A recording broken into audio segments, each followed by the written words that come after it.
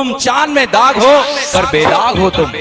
तारीफ पे काबिल लफ्ज नहीं है तुम्हारे लिए, खुदा की कसम लाजवाब हो तुम।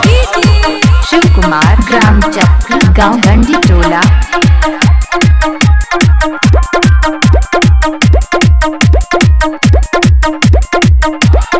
जिंदगी में उदासी छा गई, सोचा था छोड़ देंगे इस राह को, पर आज मोहल्ले में दूसरी आ गई। I love you.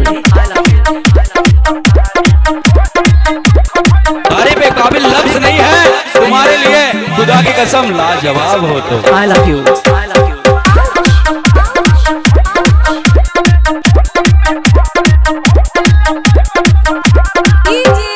Shiv Kumar, ग्राम चक्र, गांव गंडी टोला।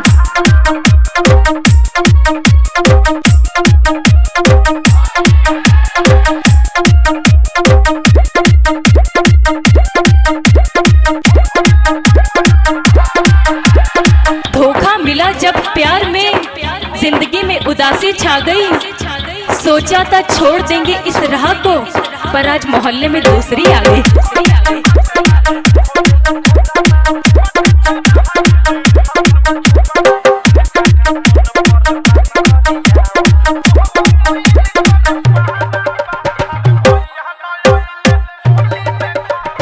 I love you. I love you.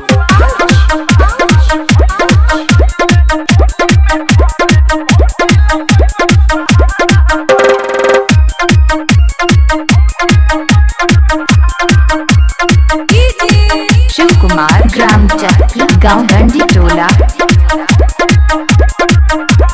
किसी हसीन शायर का ख्वाब हो तुम, चांद में दाग हो पर बेदाग हो तुम। तारीफ पे काबिल लफ्ज नहीं है तुम्हारे लिए, खुदा की कसम लाजवाब हो तुम। I love you.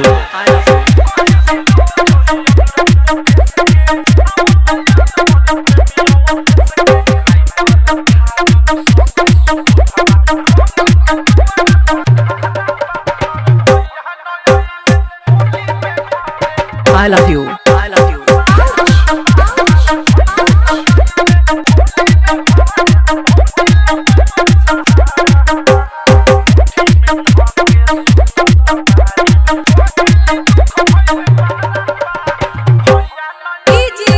Shiv Kumar, ग्राम चक्र, I love you. गांव गंडी टोला। Mobile number 93 69 11 81 40।